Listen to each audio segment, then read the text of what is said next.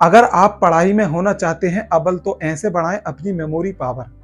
हर बच्चा अनोखा नहीं होता है, इसलिए हर बच्चे की याददाश्त मजबूत नहीं होती है।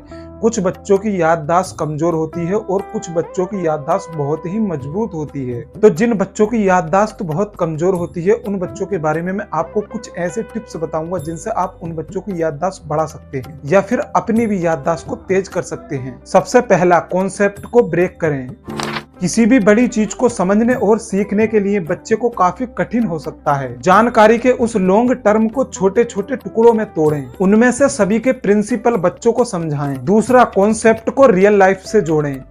कुछ बच्चों को चीजें स्पष्ट रूप से याद नहीं रहती हैं, लेकिन यह घटना के अन्य पहलुओं को आसानी से याद रख सकते हैं, जैसे कि उन्होंने क्या देखा और क्या सुना। इसलिए ऐसे पढ़ाएं कि बच्चे कॉन्सेप्ट को रियल लाइफ से जोड़ सकें। तीसरा, बच्चों को शिक्षक बनने दें।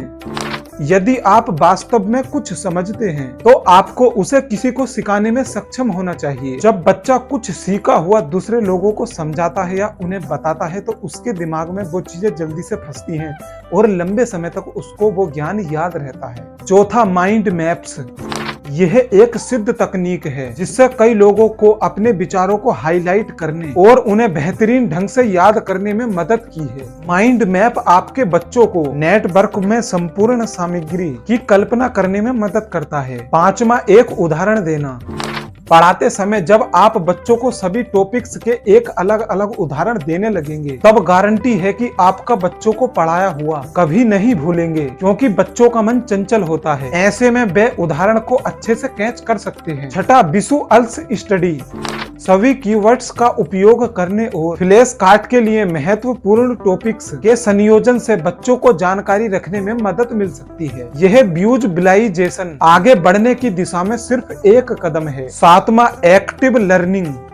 अध्ययन की किसी विशेष अवधि तक सीमित नहीं होना चाहिए। शाम को टीवी पर कुछ दिलचस्प देखने के बाद अपने बच्चों के साथ कई अवधारणाओं पर चर्चा करें। आठवां, सीखने के लिए अलग अलग जगहें।